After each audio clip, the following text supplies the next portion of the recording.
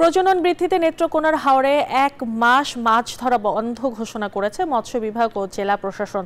এতে দেশীয় মাছের উৎপাদন বাড়বে বলে আশা করা হচ্ছে।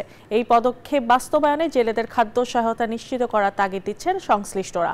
সোহান আহমেদ কাকনের পাঠানো তথ্যচিত্রে ডেস্ক রিপোর্ট। নেত্রকোনার হাওড়া অঞ্চলের একমাত্র ফসল ধান হলেও উন্মুক্ত মিঠা পানির দেশীয় মাছই দেশের অর্থনীতির মূল চালিকা শক্তি। দিন দিন প্রাকৃতিক উপায়ে উৎপাদিত মাছ আশঙ্কাজনকভাবে কমছে। এরই মধ্যে বিলুপ্তির পথে নানা প্রজাতির মাছ, ফলে পেশা হারাচ্ছে অনেক জেলে পরিবার। তাই দেশীয় মাছের উৎপাদন বাড়াতে উদ্যোগ নিয়েছে সরকার। হাওড়াঞ্চল ও প্লাবন ভূমিতে প্রজনন সময়ে 1 মাস মাছ ধরায় নিষেধাজ্ঞা দেওয়া হয়েছে, যা বাস্তবায়নে নানা পদক্ষেপ নিচ্ছে জেলা প্রশাসন ও মৎস্য অধিদপ্তর।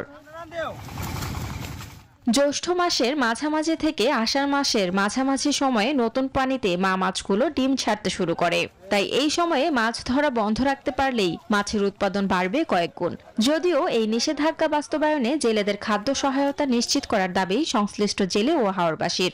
আমরা সরকার যদি কানি করে রাখবে তাহলে 1 মাস না হলে 2 মাস বন্ধ রাখুক, আর নাহলে তো আমরা যেভাবে হোক মাছ ধরে নিয়ে লাগবো। সরকার যদি একটা ব্যবস্থা করে তো আমরা চলতে পারা, তাহলে ও তো এখন যে হ্যাঁ পদ্ধতিতে কালকে থেকে বন্ধ পদ্ধতি দেবো 1 মাস লাগে পদ্ধতি আমরা তো চলার কিন্তু পাও নাই। সরকার সিদ্ধান্ত নিয়েছে, আমরা সেই সরকারের সিদ্ধান্ত স্বাগত জানাইছি। বিশেষ করে আমাদের কালিয়াজুড়ি উপজেলা আইন শৃঙ্খলা সমন্বয় কমিটির মিটিং এ এটা গত মাসে পাস হয়েছে রেজুলেশন সহকারে। সরকারি প্রণোদনা সম্ভব হলে উদ্যোগটি শতভাগ সফল হবে জানিয়েছেন জেলা প্রশাসন ও মৎস্য বিভাগ। এই মৌসুমটার মধ্যেই মাছের পেটে আসলে ডিম চলে আসে, এবং যেহেতু আমাদের বর্ষাটা বা অধিকাংশ হাওড় অঞ্চলে এই সময় পানি আসে, আমরা যদি এই 1 মাস আমরা যদি এই মাছ ধরা বন্ধ রাখতে পারি তাহলে আসলে উন্মুক্ত জলাশয়ে আমাদের যে মাছগুলো হারিয়ে যাচ্ছে এগুলোর পুনরুদ্ধার করা সম্ভব। মৎস্য মন্ত্রণালয় থেকে কিন্তু একটা খসড়া গেজেট ইতিমধ্যে প্রণয়ন করা হয়েছে এবং চূড়ান্তকরণের কাজ চলছে। তো এটা যদি কার্যকর হয় এবং 1 মাস বা 2 মাস যদি এখানে মাছ ধরা এবং আহরণ নিষিদ্ধ থাকে, সেক্ষেত্রে কিন্তু আমরা বিশ্বাস করি যে মাছের উৎপাদন বৃদ্ধি পাবে। জেলায় মোট 94টি হাওরে মৎস্যজীবী রয়েছেন 54,695 জন। নিবন্ধিত জেলের সংখ্যা 47,135 জন।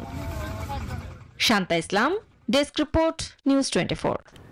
বান্ডেল থাকলে প্রতি সেনমানিতে টাকা বাঁচবে। বিকাশ সেনমানি বান্ডেল কিনে জিতুন প্রতি লেনদেনে।